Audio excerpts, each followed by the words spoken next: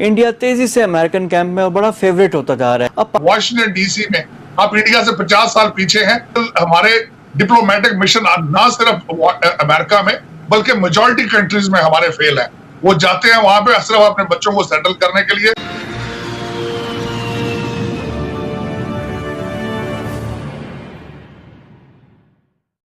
नमस्कार friends, Bharat TV के इस वीडियो में आपका स्वागत है।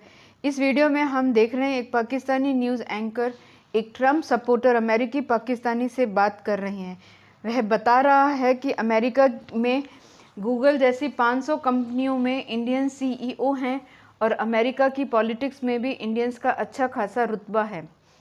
आप जानते हैं हाल ही में जो बाइडेन की सरकार बनी जिसमें वाइस प्रेसिडेंट भारतीय मूल की एक तमिल महिला कमला हैरिस है और 17 मिनिस्टर्स भी इंडियंस हैं। साथ ही यह भी बता रहे हैं कि पाकिस्तान के करप्ट हुक्मरान व एस्टेब्लिशमेंट में बैठे लोग सिर्फ अपनी जेबें भरने विदेशों में जाते हैं और उनको पाकिस्तान के अवाम की भलाई में कोई दिलचस्पी नहीं है। जैसा अभी पता लगा है कि करप्शन के ज़रिए retired lieutenant general Asim Bajwa ने अरबों डॉलर्स की संपत्ति बाहर मुल्कों में बना ली, जिसमें पापा जॉन्स नाम की पिज़्ज़ा चेन ऑफ स्टोर्स एक मशहूर कंपनी है। इसी विषय में बातचीत हो रही है। आइए देखते हैं। देखने के साथ रिक्वेस्ट है कि मेरे चैनल को सब्सक्राइब कीजिए और मेरा हौसला बढ़ाएं, साथ ही बेल आइकन प्रेस करके आगे के वीडियोस की नोटिफिकेशन समय पर पाएं। Thank you and have a nice day. आप इंडिया से 50 साल पीछे हैं, आप इसको बैलेंस करें। अच्छा तारर साहब, इसमें इंडिया का सवाल बड़ा इंपॉर्टेंट आ जाता है कि वो अमेरिका का पाकिस्तान में भी परसेप्शन है कि इंडिया तेजी से अमेरिकन कैंप में और बड़ा फेवरेट होता जा रहा है। अब पाकिस्तान के लिए चीज़ बड़ी अहम है क्योंकि पाकिस्तान और इंडिया के दरमियान आपको पता ही है जिस तरह के हालात हैं, तो ये पाकिस्तान के लिए कितना बड़ा चैलेंज होगा और उसको कैसे बैलेंस करें? सबसे पहले तो बैलेंस ये करना पड़ेगा कि आपको सबसे पहले अपना फॉरेन मिनिस्टर देखना होगा। आपका फॉरेन मिनिस्टर लोकल पॉलिटिक्स में इंटरेस्टेड है, उसके फॉरेन पॉलिसी उसके टेबल पर नहीं है। वो -1 फार्मूले में भी कैंडिडेट है, वो फॉरेन पॉलिसी में इंटरेस्टेड ही नहीं है। जे आप जरा आप अकेले बैठ के हर पाकिस्तानी जयशंकर के साथ सबसे पहले अपने फॉरेन मिनिस्टर का मुआवजा करें। आपका फॉरेन मिनिस्टर आपकी फॉरेन पॉलिसी को लेके कितनी एडवोकेसी बाहर कर रहा है, कितने दौरे कर रहा है बाहर जाके। सबसे पहले तो आपको ये देखना पड़ेगा। और उसके बाद ये है कि आपको देखना पड़ेगा चाइना के साथ और टर्की के साथ ज्यादातर पिछली गवर्नमेंट्स जो थी उनके रिलेशनशिप किकबैक्स के होते थे। आपको चाहिए एक सॉलिड बेसिस पे देखें कि दुनिया किस रुख में जा रही है, दुनिया बैलेंस अपने आप को किस तरह करती है। You still on American table, आप अमेरिका के टेबल से नहीं उतरे हैं। हाँ, देखिए आज मैं हमेशा आपकी एडमिनिस्ट्रेशन को बताने की कोशिश करता रहा हूं कि आप वॉशिंगटन डीसी में आप इंडिया से 50 साल पीछे हैं, आप इसको बैलेंस करें। अच्छा, ये तारर साहब, दिस इज वेरी इंपॉर्टेंट। इसी पे मैं कंक्लूड करना चाहूंगा कि हमें वॉशिंगटन डीसी में पाकिस्तान को क्या करने की ज़रूरत है। जैसे आपने कहा कि इजराइल के बाद इंडियन लॉबी बड़ी स्ट्रांग है, वहाँ पे उनके जो आपके सेनेटर्स आ रहे हैं वो भी इंडियन ओरिजिन के, इंडियन डिसेंट के आ रहे हैं, तो हमें क्या करना चाहिए पाकिस्तानी डायस्पोरा को? देखिए, तो पाकिस्तानी डायस्पोरा इंटरेस्टेड ही नहीं है पॉलिटिक्स में लोकल, ये भी एक ज्यादती है। हमारे डिप्लोमेटिक मिशन को चाहिए उसमें अपना रोल अदा करे, उनको पॉलिटिकल एजुकेशन दे उनको। हमारे डिप्लोमेटिक मिशन ना सिर्फ अमेरिका में बल्कि मेजॉरिटी कंट्रीज में हमारे फेल हैं। वो जाते हैं वहां पे सिर्फ अपने बच्चों को सेटल करने के लिए, सिफारशी लोग पिक किए जाते हैं जिस तरह PIA में पिक किए जाते थे। इन चीजों से बाज आना पड़ेगा, नेशनल इंटरेस्ट देखना पड़ेगा। Nations can not survive without nationalism. मैं बार बार ये कहता जा रहा हूँ, अब मुसलसल कहता जा रहा हूँ। मैं देखता हूं कि हमारे बिल्कुल नेशनलिज्म नहीं है लोगों में, कौमियत नहीं है, पाकिस्तान नहीं है, पाकिस्तानियत नहीं है।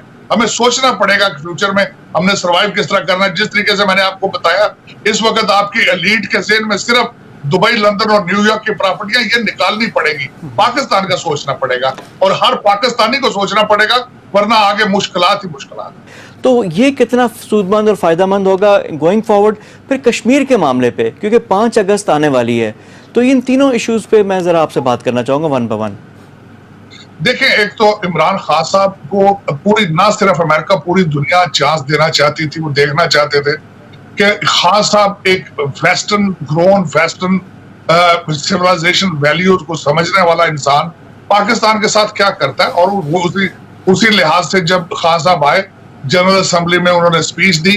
डोनाल्ड ट्रंप इसके बावजूद कि इंडिया ने हाउडी मोदी किया यहाँ पे, नमस्ते ट्रंप किया, बिलियंस ऑफ डॉलर खर्च किए अमेरिका ने सिर्फ कश्मीर पे सपोर्ट हासिल करने के लिए और अमेरिका के साथ रिलेशनशिप को बैलेंस करने के लिए। डोनाल्ड ट्रंप साहब इंडिया गए, उनकी सॉइल पे खड़े होकर उन्होंने पाकिस्तान का नाम लिया। यहाँ पे मुसलसल डोनाल्ड ट्रंप साहब खान साहब को और पाकिस्तान को अप्रेज करते रहे। लेकिन ग्राउंड पे लोग ये कहते हैं कि ऐलानात तो हुए, प्रेस कॉन्फ्रेंस हुई, लेकिन कोई ठोस पेशरफ्त नहीं हुई इस पे। देखिए उसमें ठोस पेशरफ्त के बारे में लोग वॉशिंगटन डीसी में इंडियन लॉबी को नहीं समझते। इस वक्त इजराइल की लॉबी के बाद इंडियन लॉबी नंबर 2 पर है। आपको मैं बताऊं छोटी सी बात, हमारे 5-6 इस दफा यहाँ पे 5 से 7 इंडियन डिसेंट के कांग्रेसमैन हैं। यहाँ पे जितनी फॉर्च्यून 500 कंपनीज है उनके सीईओ जो है वो इंडियन है। यहाँ पे 2 प्रेसिडेंशियल कैंडिडेट बॉबी जिंदल और निकी हेली वो रिपब्लिकन और वो दूसरे इंडियन है डिसेंट के। इस प्रेशर को नहीं पाकिस्तानी लोग समझते।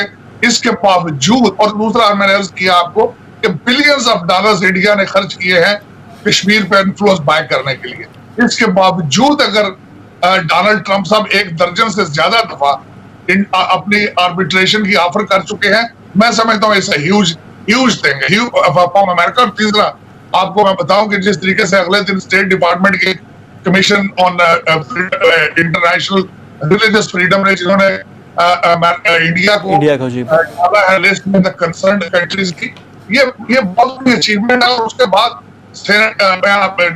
कई लोगों को ये नहीं पता, जयशंकर साहब यहाँ पे आए थे पॉम्पियो साहब से मिलने के लिए, उसके बाद उन्होंने मिलना था कांग्रेसमैन और सेनेटर्स के साथ, लेकिन वो बौखलाहट में और घबराहट में इसलिए नहीं मिले क्योंकि एजेंडा था इंसानी हकूक की पाबंदी हो रही है इंडिया।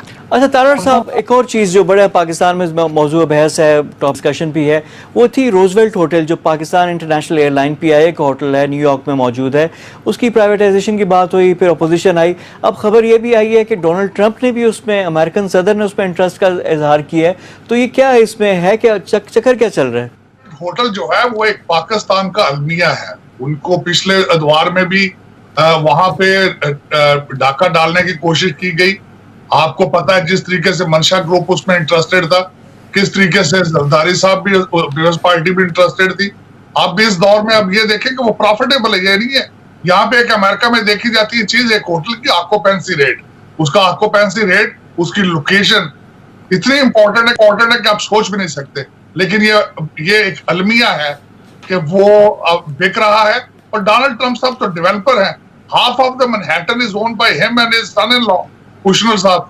तो अल्टीमेटली जो एक चीज मार्केट में फॉर सेल आएगी तो उसमें इंटरेस्ट अपना दिखाएंगे। बल्कि मैं समझता हूँ ये ट्रेजेडी है। उसकी मालियत PIA की मालियत से ज्यादा उस होटल की मालियत है।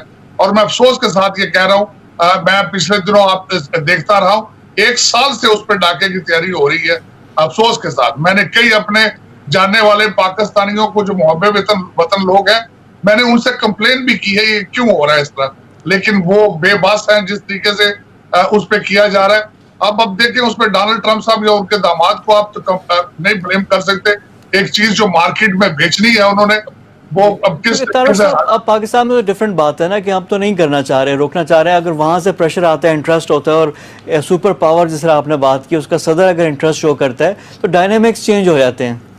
नहीं सर, जब आप 1 साल से उस पर डाके की तैयारी कर रहे हो तो डोनाल्ड ट्रंप साहब आपका क्या ख्याल 1 साल से तैयारी कर रहे हैं? नहीं, आपको नहीं, ट्रंप साहब अगले 4 साल सदारत की तैयारी कर रहे हैं या अपने बिजनेस का प्लान रेडी कर रहे हैं, ठीक कर रहे हैं? होटलिंग में भी है और he is a real estate developer. वो आपको बाय फोर्स आपको नहीं मजबूर कर सकते कि आप होटल उनके हाथों बेचें। हाँ, लेकिन ये है कि जिस तरीके से आपकी इस वक्त एस्टेब्लिशमेंट और आपके सियासतदानों के सिरों में सिर्फ दुबई, लंदन और न्यूयॉर्क की प्रॉपर्टियां हैं, ये अलमिया है। आप कोरोना से बच जाएंगे, इससे नहीं बच पाएंगे आप बिल्कुल। ये बहुत बड़ा खतरनाक ट्रेंड है ये, क्योंकि अमेरिकन एस्टेब्लिशमेंट है वो चाइना के खिलाफ इंडिया को तैयार कर रही है, और पाकिस्तान और इंडिया का अपना एक इशू चल रहा है। तो अब इंडिया उनके नई डॉलरिंग बन रही है और नई उनको फेवरेट बन रही है, तो ये तो हमारे लिए चैलेंज होगा। मुझे थोड़ा सा खत्म कर लेने दीजिए, क्योंकि पाकिस्तान का सिर्फ इशू नहीं है वहां पे, पाकिस्तान और इंडिया का इशू नहीं है वहां पे। आप देखिए किस तरीके से उन्होंने श्रीलंका की जाके टेक ओवर की है पोर्ट, उन्होंने किस तरीके से आपकी उन्होंने ग्वादर में टेक ओवर किया, किस तरीके से नेपाल में उन्होंने पेनिट्रेट किया, किस तरीके से भूटान में चले गए हैं, किस तरीके से बांग्लादेश में इन्फ्लुएंस कर रहे हैं वहां पे, तो they have become regional threat. African country में एक्सक्लूसिव राइट्स उनके, चाइना उसमें आपका कसूर नहीं है। डोनाल्ड ट्रंप साहब ने एक दफा फरमाया अपनी तकरीर में, उन्होंने कहा कि China is built on American economy, American money. तो ये अमेरिका का अपने पिछले ओबामा साहब का तोहफा है। रशिया ने जाके सीरिया में नेवल बेस बना ली थी, यूक्रेन क्रीमिया में जाके उन्होंने यूरोपियन थ्रेट देना शुरू कर दी, जर्मनी जहां के आर्मी बेस है अमेरिका की, सारे एनर्जी कॉन्ट्रैक्ट्स उनके रशिया के साथ है। ये ओबामा साहब के तोहफे हैं जो हम आज झेल रहे हैं, और ये बेहतर होगा। डोनाल्ड ट्रंप हमारे कैरियर चले गए वहां पे साउथ चाइना सी में, दे आर एक्सरसाइजिंग इट, और वो बेहतर करेंगे। डोनाल्ड ट्रंप साहब के टेबल पर है इस वक्त चाइना को डील करना।